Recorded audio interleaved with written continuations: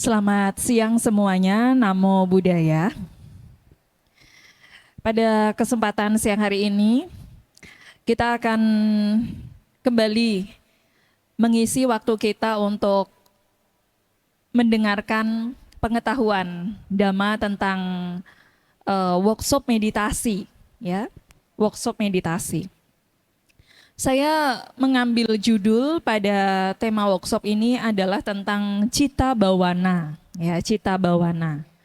Jadi kenapa saya menggunakan istilah Citta Bawana? Mungkin ini akan menjadi pengetahuan singkat saja untuk ibu bapak sekalian, agar bersama-sama memahami satu istilah yang bisa dipakai untuk umat Buddha dalam memahami aspek-aspek meditasi yang paling sederhana, ya, seperti itu.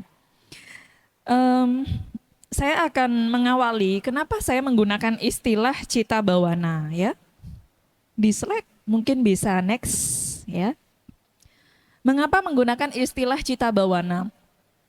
Sebenarnya kita sudah sering sekali familiar dengan satu istilah meditasi, ya. Kemudian ada umat Buddha yang sering menamakan meditasi itu dengan semedi atau samadhi, ya. Tetapi istilah-istilah itu sebenarnya ada keterbatasan dalam memaknainya, sehingga kalau kita tidak mengerti apa yang dimaksud dengan meditasi, samadhi, ya, khususnya meditasi dalam agama Buddha, nanti konteks dalam memahami meditasi ini akan bisa keliru, ya, akan bisa keliru begitu.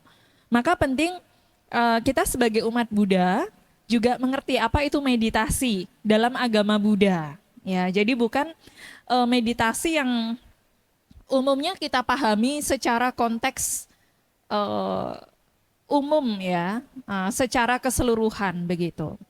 Nah, meditasi sebenarnya adalah salah satu bentuk latihan untuk memusatkan dan menjernihkan pikiran, sehingga Anda bisa merasa lebih tenang, lebih nyaman dan produktif. Nah, ini istilah arti meditasi secara umum, Ibu Bapak, tapi bukan meditasi Buddhis, ya. Meditasi secara umum.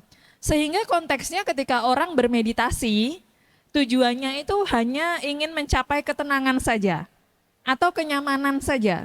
Kemudian muncul ide-ide cemerlang, ide-ide supaya dirinya itu lebih produktif begitu. Padahal meditasi secara Buddhis bukan itu tujuannya. Ya, nanti kita akan membahas apa perbedaan meditasi dalam agama Buddha dan meditasi pada umumnya. Ya, seperti itu.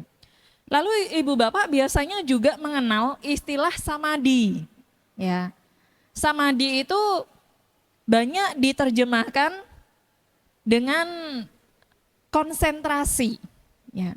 Kalau orang praktik semedi, praktik samadhi, pokoknya fokus saja dengan satu objek meditasi begitu. Satu objek yang dipilih. Kemudian mereka mengatakan bahwa itu adalah praktik meditasi Buddhis. Tapi meditasi Buddhis bukan hanya sekedar konsentrasi. Ya.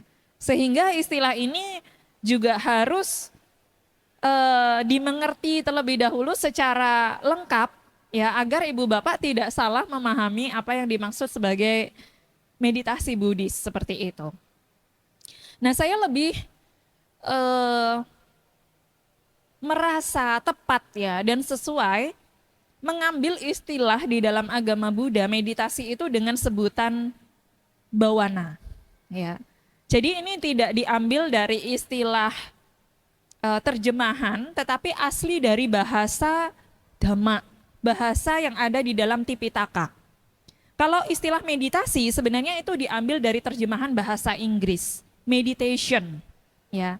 Yang sebenarnya meditasi atau meditation itu, ya, akar katanya adalah media and station. Jadi station itu adalah tempat pemberhentian dengan satu media tertentu. Tetapi dalam agama Buddha, konteks bawana tidaklah hanya sekedar station atau berhenti dalam satu media saja. Tetapi bagaimana ketika kita memahami meditasi Buddhis yang sebenarnya itu justru mengarah pada Ya, lenyapnya duka atau lenyapnya penderitaan. Ya, seperti itu. Nah, sekarang saya akan eh, memberikan satu pengertian apa yang dimaksud dengan cita bawana. Ya, cita bawana. Boleh di slide-nya next, ya. Cita bawana artinya adalah upaya untuk menumbuh kembangkan kualitas-kualitas luhur dalam batin sendiri. Ya. Cita bawana. Ini adalah istilah yang sering sebenarnya kita dapatkan di dalam sumber literatur Buddhis. Ya, yang sebenarnya, meditasi agama Buddha yang sebenarnya. Upaya menumbuh kembangkan kualitas-kualitas luhur dalam batin sendiri. Kenapa saya katakan di sini kualitas-kualitas luhur sebagai highlight, ya, sebagai satu kalimat atau kata, ya, yang harus kita garis bawahi, bahkan menjadi poin utama. Termasuk di sini adalah dalam batin sendiri. Karena kita tidak bisa mengembangkan kualitas-kualitas luhur dalam batin orang lain. Seperti halnya Guru Agung Buddha memberikan penjelasan mengenai jangan berbuat jahat. Perbanyaklah perbuatan baik. Dan kemudian bersihkan batin sendiri atau sucikan batin sendiri. Sabapa pasa akaranang kusala saupasampada sacita pariyodapanang. Pariyodapanang itu artinya adalah upaya untuk membersihkan batin sendiri. Karena kita tidak bisa membersihkan batin orang lain. Sama halnya batin kita sendiri ini tidak bisa juga dibersihkan oleh batin orang lain. Nah, maka istilah cita bawana yang dimaksud di sini adalah upaya menumbuh kembangkan kualitas-kualitas luhur dalam batin sendiri. Jadi kalau ibu bapak bermeditasi sementara ibu bapak hanya diam saja, itu bukan meditasi. Ada satu istilah yang sering kita dengar pada saat umat Buddha itu mengikuti retreat meditasi. Ada istilah noble silent. Pernah ya ibu bapak mendengar ya? Noble silent ya. Noble silent dengan silent itu berbeda. Kalau hanya ibu bapak duduk diam, sementara pikiran ibu bapak memikirkan hal-hal yang sudah lewat, hal-hal yang belum terjadi, ya, itu silent namanya. Tapi bukan noble silent. Ya. Noble silent di sini adalah diam dengan kualitas batin yang luhur, yang mulia. Noble itu mulia. Nah, apa kualitas batin yang mulia? Yang tidak lain kualitas batin para Arya. Apa sih kualitas batin para Arya? Kualitas batin para Arya adalah kualitas batin di mana melihat kebenaran akan realitas kehidupan. Ya. Yang tidak lahir, yang tidak lain itu melihat 4 kebenaran Arya. Tentang duka, sebab dari duka atau munculnya duka, lenyapnya duka, dan jalan menuju lenyapnya duka. Ini yang harus kita mengerti Ibu Bapak dalam koridor batasan yang dimaksud dengan meditasi Buddhis. Kalau Ibu Bapak salah memahami pengertian meditasi, dalam praktik meditasi pun juga tidak akan ada muncul pengembangan-pengembangan kualitas batin yang luhur. Seseorang bisa saja dikatakan duduk diam, konsentrasi pada nafas. Nafas masuk, nafas keluar, tahu. Tapi kok lama-lama bosan ya muncul. Lama-lama kita ini kok hanya dapat tenangnya saja. Setelah tenang, tenang itu berubah, muncul lagi perasaan tidak puas. Nah, itu karena kita belum memahami apa yang sebenarnya harus kita mengerti di dalam batasan pengembangan batin atau cita bawana di dalam agama Buddha. Nah, di sini kita akan mencoba Ibu Bapak membahas lebih lanjut tentang kapan semestinya kita praktik bawana. Kalau ibu bapak ditanya kapan biasanya praktik bawana, meditasi dalam satu hari, biasanya kapan ibu bapak? Malam, ada yang menjawab malam. Pagi, ada yang menjawab pagi. Terus, ada yang siang? Tadi siang meditasi di sini ya. Diam, tenang. Seperti berada di tengah-tengah marah ya.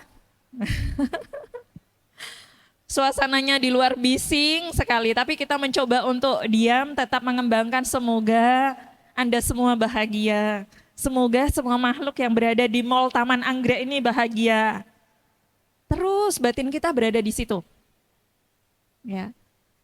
Nah ini berarti masih ada potensi-potensi baik, kualitas batin kita yang luhur, bisa dikembangkan Ibu Bapak. Nah banyak orang berpikir meditasi, oh saya cocoknya di pagi hari, maka meditasi saya pagi hari saja. Malam hari, siang hari, dan lain-lain. Sebenarnya kita bisa praktik bawana itu kapan saja Ibu Bapak. Setiap saat kapan saja.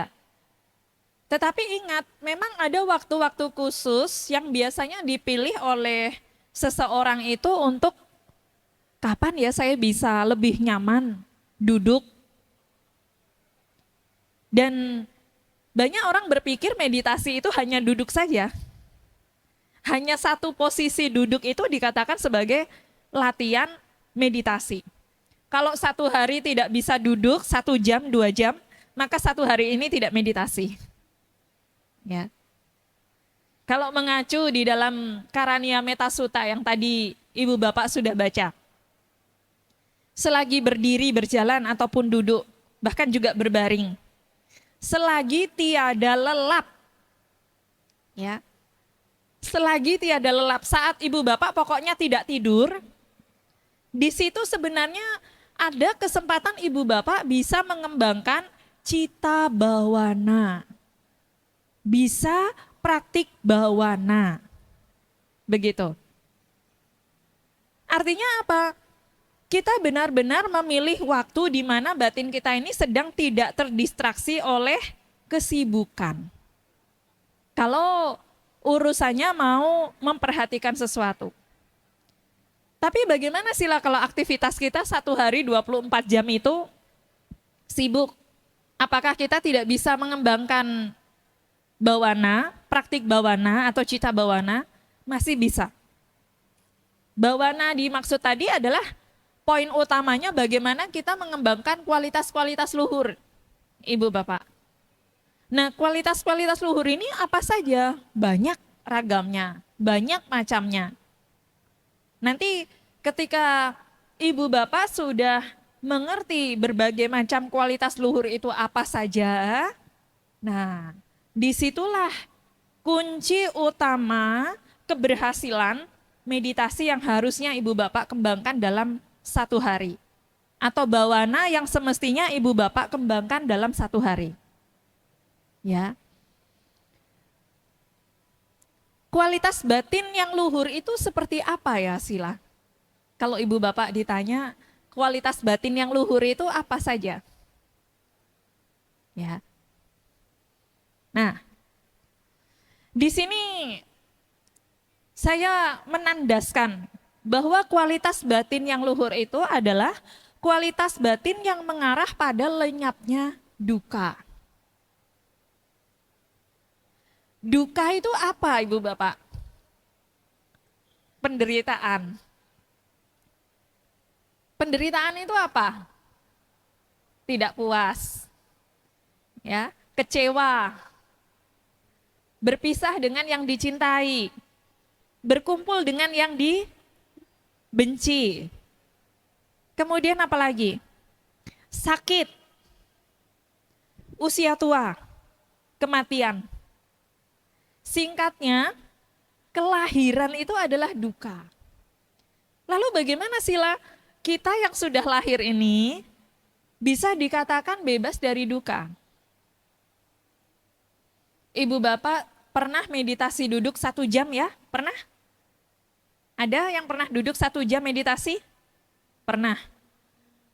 Pernah waktu 1 jam duduk itu merasakan reaksi sakit? Sering Sila. Kadang kesemutan, kadang kakinya sampai hilang. Ya. Ada orang yang bilang itu, karena kakinya tidak terasa saking kebasnya ya, bilangnya kaki saya hilang sila. Padahal kakinya nggak kemana-mana. Ya. Hanya karena tidak bisa merasakan kakinya, dikatakan kakinya hilang. Ya. Nah, pada saat kita dihadapkan oleh derita fisik, itu hanya derita jasmani saja, Ibu Bapak. Nanti Ibu Bapak kalau bisa melihat derita fisik ini berbeda dengan penderitaan batin, di situ Ibu Bapak akan melihat perbedaan antara fisik dan batin atau nama dan rupa. Derita fisik bisa nggak dihindari? Bisa nggak dihindari derita fisik? Tidak bisa. Kita ini bukan menghindari derita fisik. Bisanya hanya menunda penderitaan itu datang. Ya, bukan menghindar, tapi menunda duka itu datang. Contoh sederhananya, misalkan Ibu Bapak duduk, ya. Nanti Ibu Bapak ganti posisi gitu ya. Setelah setengah jam biasanya duduk meditasi, kemudian ganti posisi. Sakitnya hilang sebentar. Ganti posisi itu menunda sakit yang baru lagi datang. Bukan berarti begitu sudah berubah posisi duduk, nanti sakitnya itu akan hilang. Sakit akan datang kembali. Dan ini selalu akan muncul sedemikian itu Ibu Bapak. Cuman bedanya apa? Bedanya ketika seseorang bisa melihat duka secara fisik ya, sebagai sesuatu yang wajar muncul karena sifat dari perubahan itu sendiri, kemudian tidak bisa ditahan perubahan dari kenyamanan fisik itu, maka batinnya akan memberi pengertian. Oh, sakit datang, tapi sakit ini anicca juga. Disitulah kualitas luhur tentang anicca muncul. Betapa berharganya ketika Ibu Bapak bisa muncul satu pengertian saja di dalam kualitas batin Ibu Bapak. Walaupun itu hanya sekedar anicca. Ya. Sakit, enggak apa-apa. Sakit datang ini enggak apa-apa. Nanti juga berubah. Kalau tahan, tetap tahan. Kalau sudah tidak tahan, berubah enggak apa-apa. Berubah posisi. Jadi keukuran keberhasilan meditasi itu bukan karena lamanya Ibu Bapak duduk 1 jam, 5 jam duduk, bukan.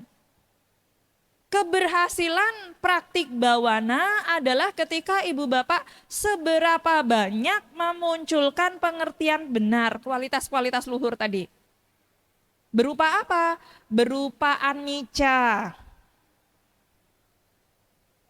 Itu salah satunya. Tapi kalau objeknya meta, bagaimana sila? Kalau objeknya meta.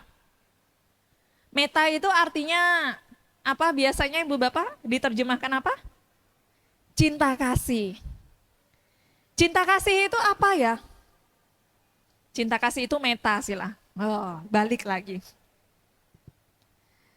Meta atau cinta kasih adalah kualitas batin di mana bebas dari kebencian.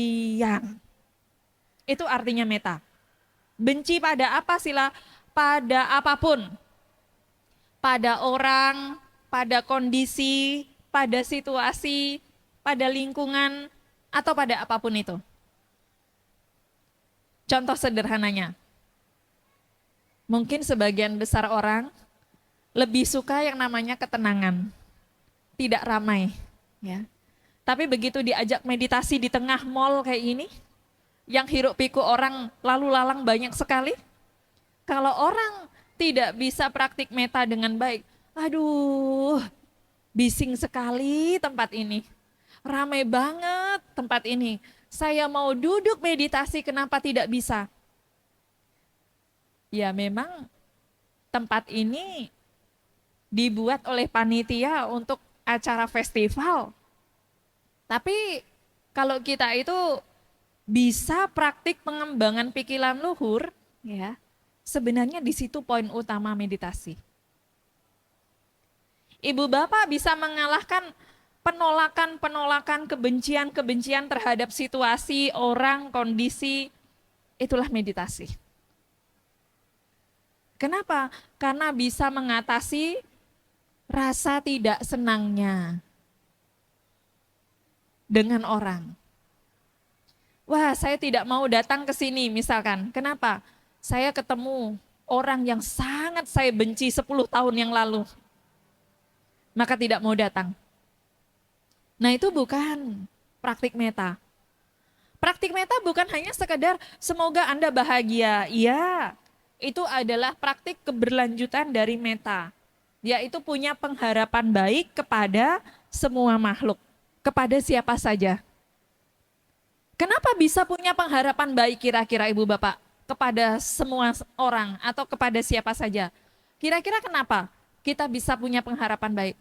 Karena batin kita bebas dari kebencian. Bebas dari permusuhan. Bebas dari kedengkian. Bebas dari kekejaman. Tidak ada niatan buruk, niatan jahat kepada pihak lain, orang lain, ataupun lingkungan dan kondisi situasi apapun. Tidak ada. Kalau suasana batin dari ibu bapak itu sudah berada pada level itu dikatakan ibu bapak punya meta. Ada meta di dalam batin ini. Tapi kalau belum ada kondisi itu, jangankan meta, ya, pengharapan baik saja tidak akan muncul. Pengharapan baik sulit untuk muncul kalau kita belum membebaskan batin kita dari kebencian, permusuhan. Ya. Maka hal pertama ketika kita mau praktik meta adalah coba untuk tenang. Tenang, saat ini saya bertekad mau membebaskan batin saya dari pikiran membenci, memusuhi, mendengki, kekejaman apapun. Niat buruk apapun pada orang lain. Pada situasi apapun, kondisi apapun. Itu latihan pertama meta. Saat berdiri, saat berjalan, saat duduk, saya tekad dalam 1 jam ini saat saya berdiri, berjalan, duduk ataupun berbaring. Selagi saya tidak lelap, saya bertekad untuk tidak memunculkan niatan jahat, niatan buruk, pikiran membenci, pikiran menyakiti. Itu secara praktik. Begitu. Nah kemudian kalau itu sudah dikembangkan, pikiran saya menjadi tenang, menjadi damai. Semoga dengan pikiran tenang ini, kedamaian ini, batin saya bisa punya pengharapan baik kepada siapa saja. Orang yang di depan saya, di samping kiri kanan saya, di belakang saya, di atas ataupun di bawah. Di semua penjuru keliling sekitar saya. Nah ini artinya kita mencoba untuk mengerti praktik meta yang secara sederhana. Begitu. Ini urusan kualitas luhur yang paling simple, meta. Karena biasanya di wihara-wihara pada saat sesi meditasi ya, ibu bapak diajak untuk mari kita memancarkan meta. Tapi baru bilang semoga semua makhluk hidup berbahagia, hilang sila, lenyap misalkan gitu. Kok nggak bisa lagi? Ya. Itu karena kualitas batin kita belum diisi oleh kualitas-kualitas luhur, di mana batin bebas dari kebencian, permusuhan tadi. Kalau itu sudah diisi, maka pengharapan baik, mengharapkan semoga saya berbahagia, semoga orang tua, keluarga, teman-teman, sahabat, kerabat, dan lainnya berbahagia itu amat sangat mudah. Dan ini menjadi kunci pengembangan yang namanya meta itu. Lalu ditingkatkan, welas asih misalkan, karuna. Melihat bahwa dengan ketika nanti ada gangguan pada saat saya membenci ini, batin saya tidak bahagia. Batin saya gelisah. Batin saya menderita. Kenapa saya tidak berwelas asih kepada diri saya sendiri? Kenapa saya menginginkan penderitaan ini datang pada diri saya sendiri? Semestinya saya orang yang punya welas asih untuk diri saya. Melepas kebencian tadi dengan meta, kemudian mengembangkan pikiran untuk batin sendiri atau diri sendiri itu tidak menderita. Setelah punya pengembangan untuk diri sendiri ini supaya tidak menderita, kita kembangkan karuna itu kepada pihak lain.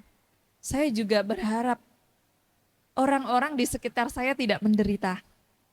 Dan itulah praktik karuna. Harapan agar makhluk lain terbebas dari penderitaan. Harapan agar makhluk lain supaya tidak merasakan penderitaan.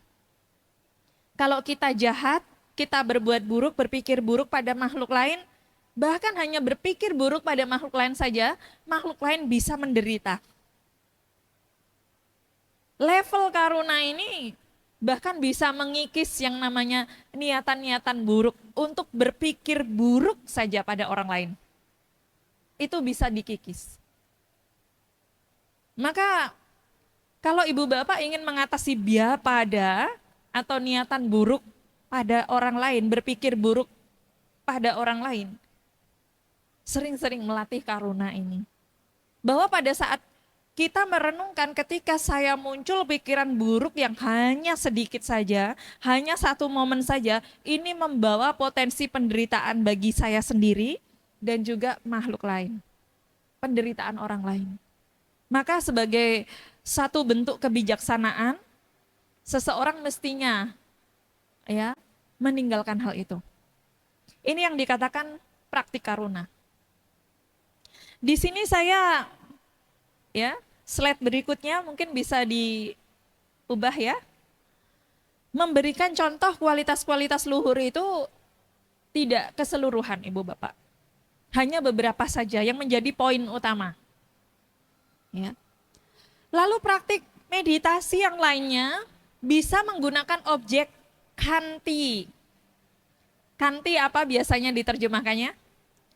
Kesabaran, sabar. Sabar itu bahasa Indonesia yang diambil dari bahasa Arab, sabar.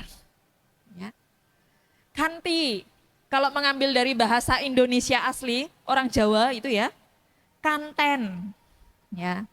Ada orang Jawa di sini? Ya. Orang Surabaya mesti tahu itu, kanten. Ya. Kanten itu artinya tahan, tunggu, sabar. Melatih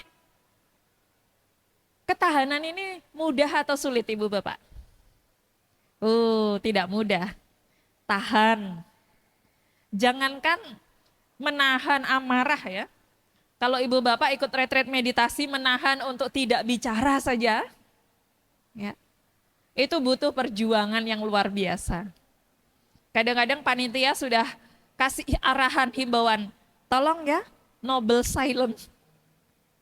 Tidak berbicara, kecuali dengan guru meditasi, kecuali dengan pembimbing meditasi. Tapi nanti sebentar-sebentar kasih catatan. Pikirannya cerewet sekali, talkative sekali. Ya.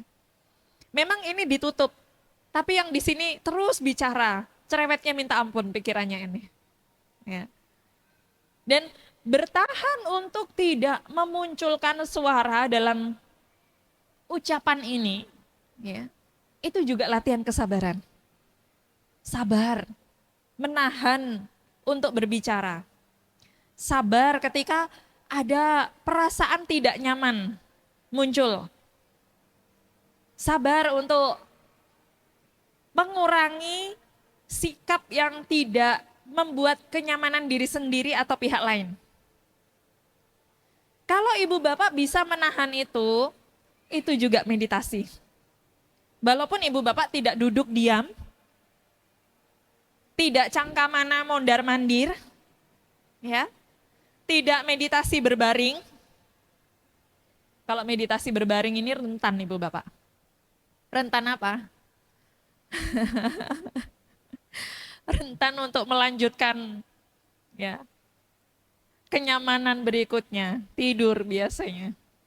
Begitu. Kalau kita tidak hati-hati. Jadi meditasi dengan objek keluhuran batin ini banyak sekali sebenarnya. Termasuk dengan objek kanti. Tadi meta, karuna, ya. Kanti, meta, karuna. Ini bisa dilakukan dalam segala aktivitas ibu bapak. Walaupun itu tidak dalam posisi duduk meditasi. Begitu. Kanti, tahan. Waktunya makan, waktunya minum, haus, tahan dulu. Ini masih dengarkan workshop sampai 3 jam misalkan ya. Udah lapar ini sila, waktunya makan siang ini sila misalkan. Gampang, nanti sekitar sini banyak makanan. Ya. Tahan dulu, dengarkan. Ya.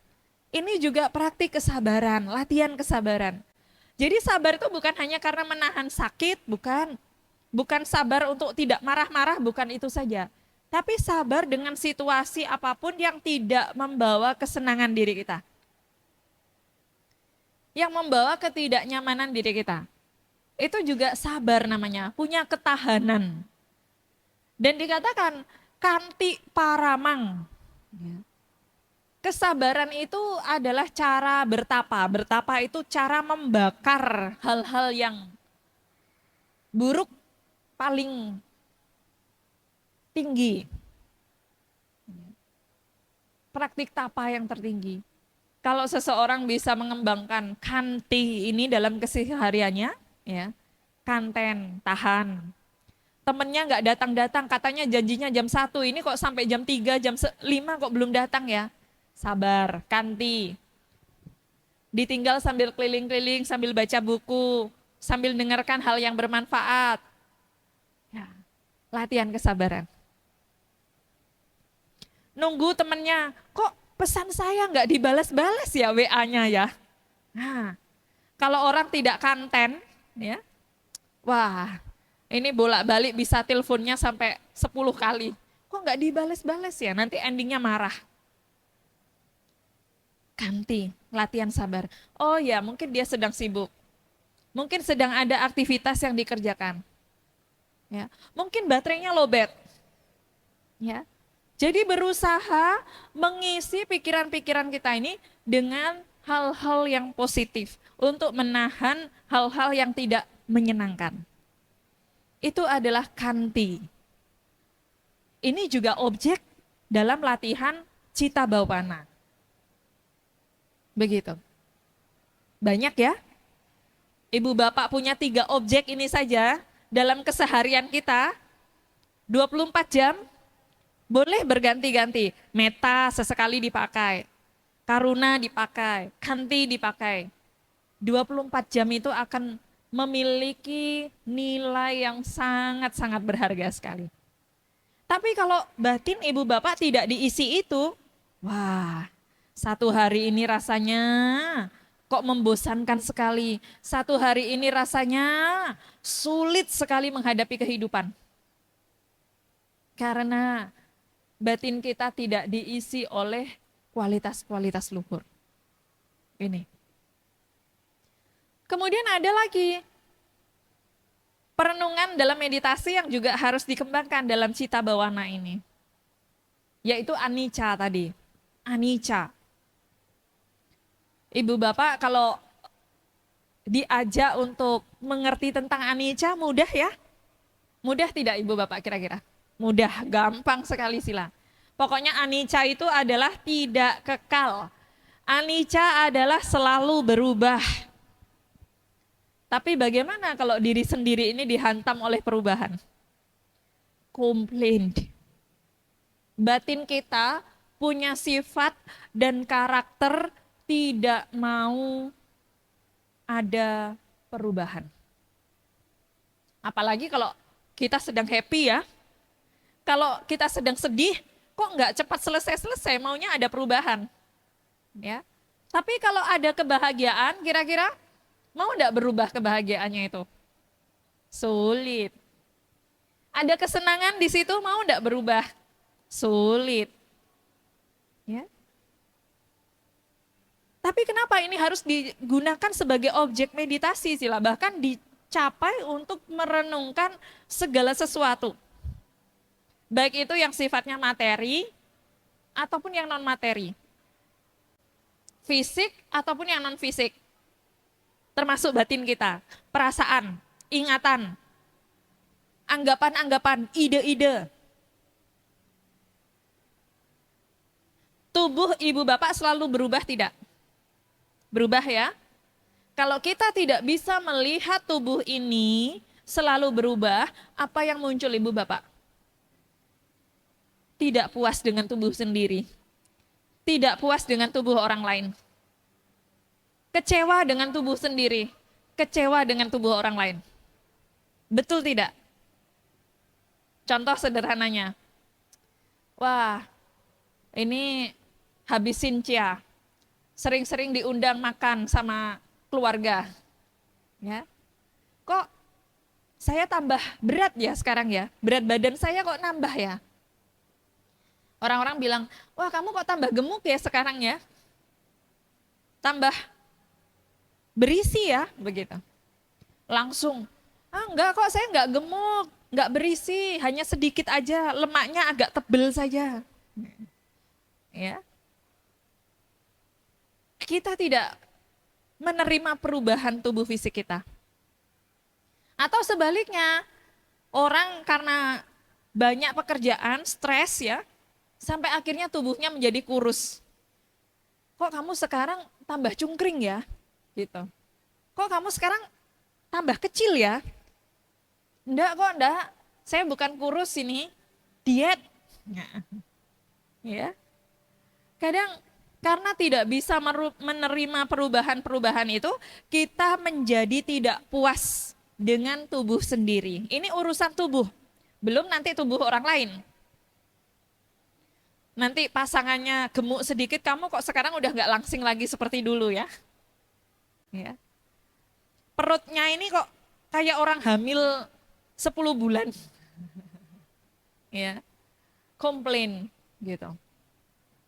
Perubahan-perubahan itu terjadi karena ada sebabnya. Dan perubahan itu bisa muncul dengan segala macam kewajarannya, Ibu Bapak.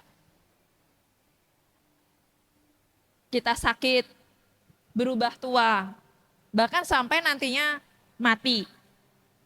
Ini juga ada sisi-sisi perubahan yang pasti terjadi.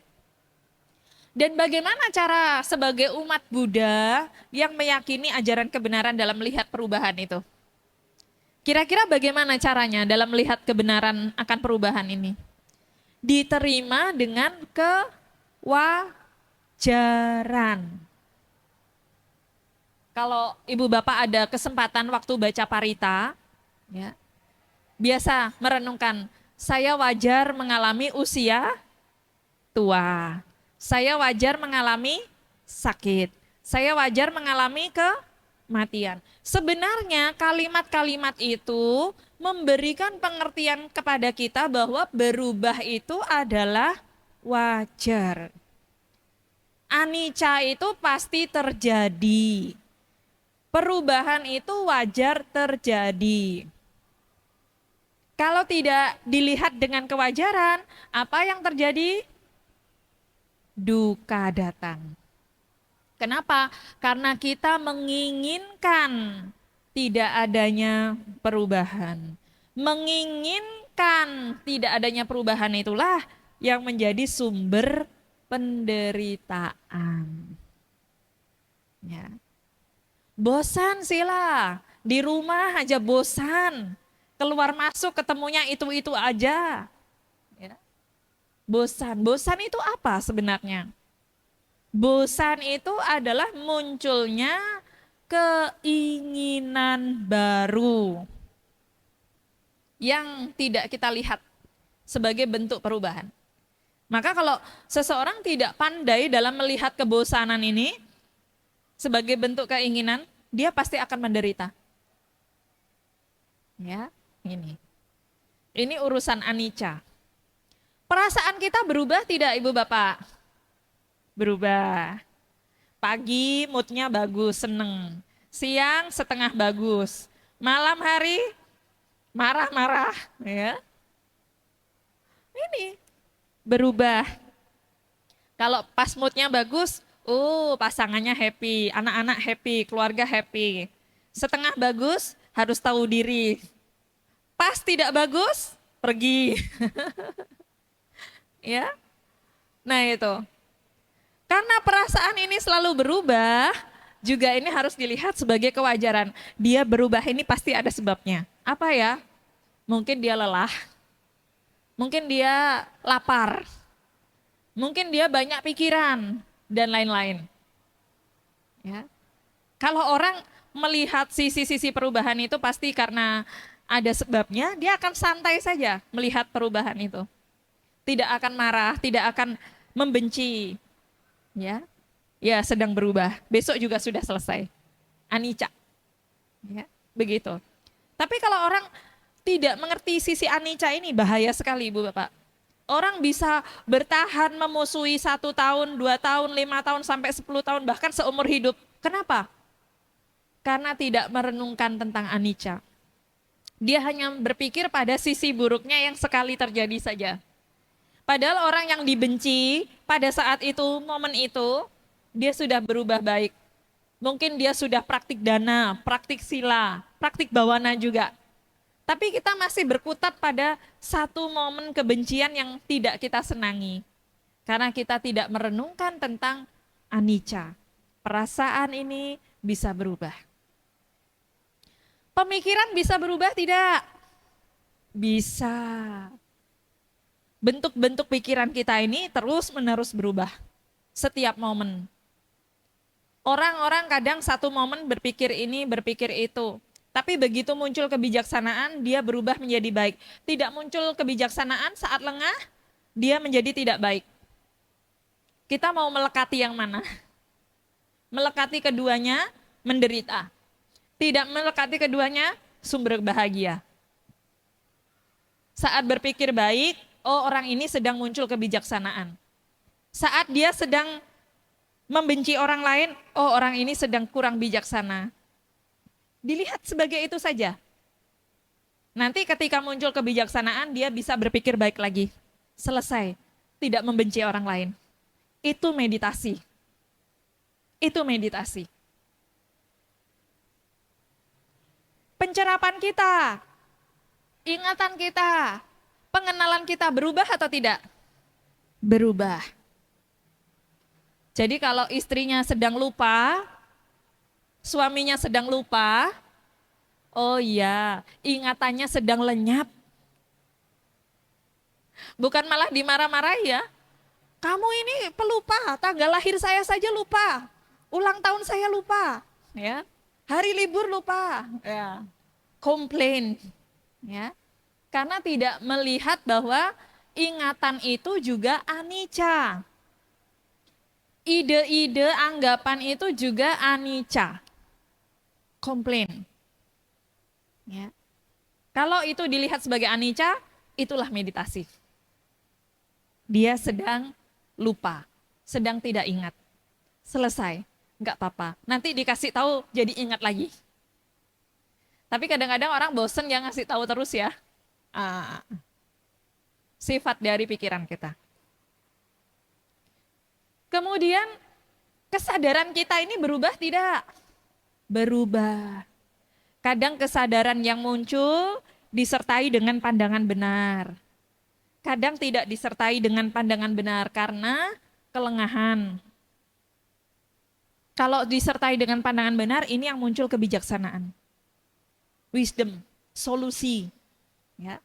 Tapi kalau tidak disertai pandangan benar, nantinya juga akan menderita.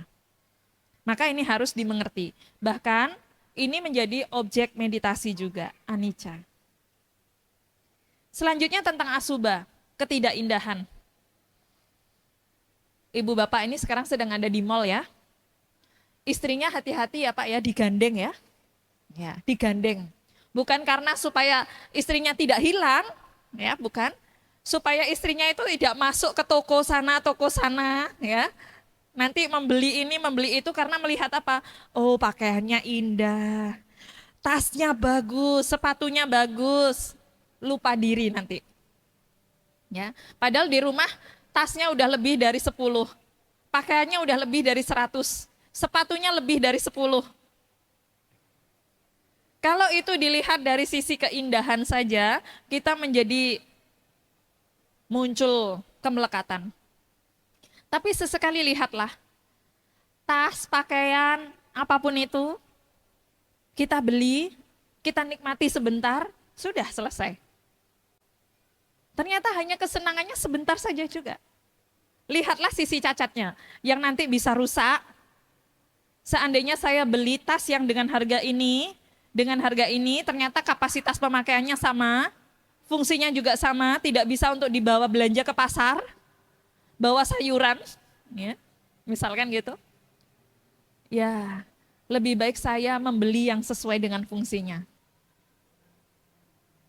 Ini melihat dari sisi ketidakindahan asubha.